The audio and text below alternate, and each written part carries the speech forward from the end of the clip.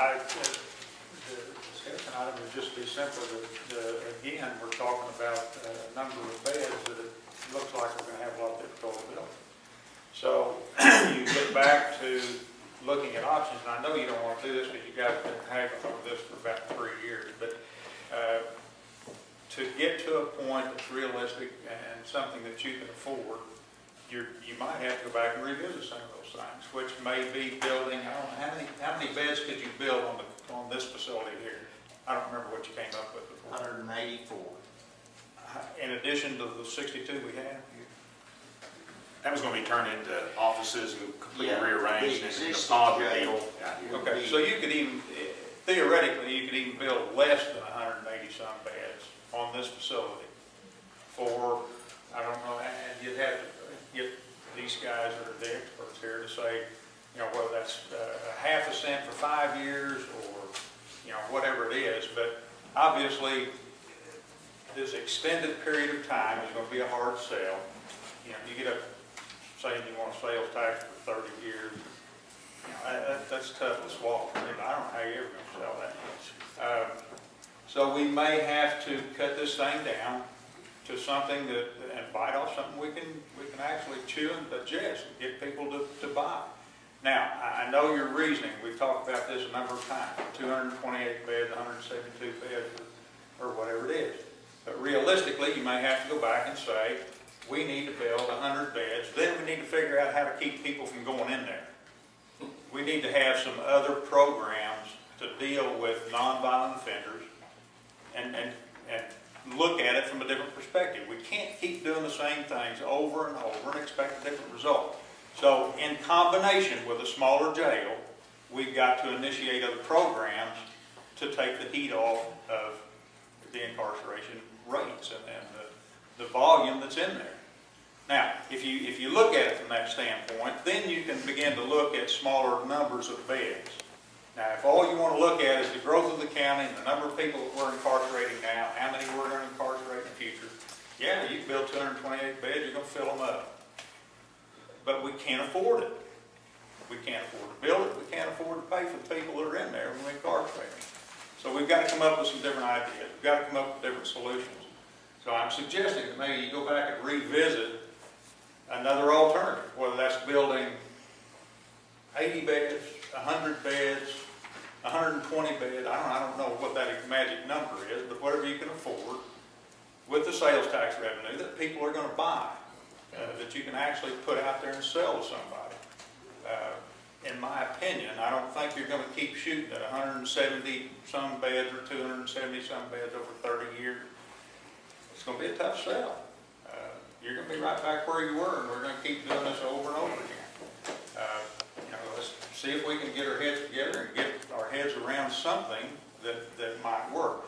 I think there's people that recognize that you need some extra jail facility. I think there's a number of us that think you don't need nearly what you keep projecting that you need. If we take a different perspective and we start looking at alternative programs to look at nonviolent offenders. So in combination with those things, there are some solutions, but you've got to be willing to look at. It's kind of like what Judge Haney said here the other day, though. It all comes down to money. It does, and it can be found.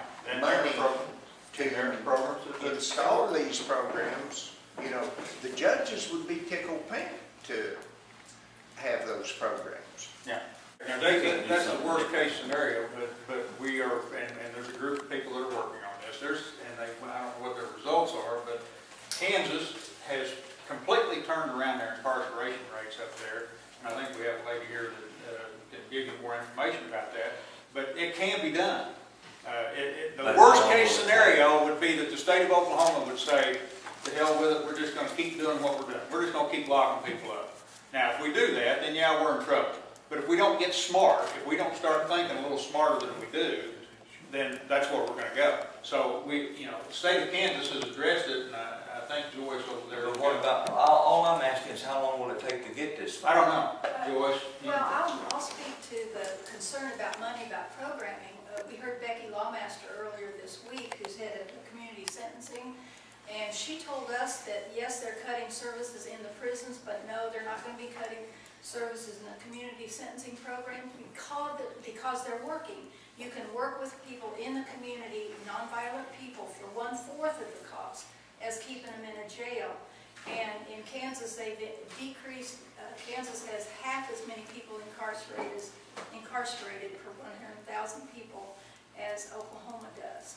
And Becky Lawmaster gave us this chart that shows that Delaware and Ottawa County is about, there are a few other counties that are not using money that's available through the state right now. And she says she has in her budget that she could give us the 1st of June, $20,000, plus other expenses for keeping people in jail at $27 a day. They could be put in another jail.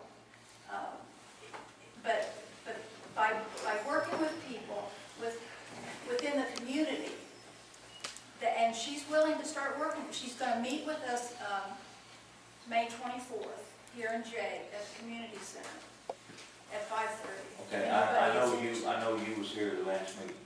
I know you also heard Judge Haney say that the most successful program in Delaware County is in trouble, and Judge Littlefield is here.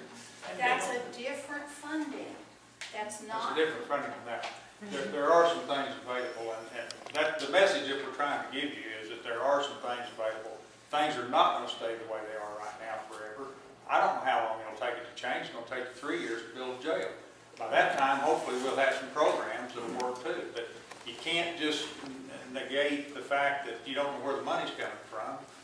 You have to work at that. You have to find ways to get it, just like we're going to have to compromise on this jail deal if you want to build some jails.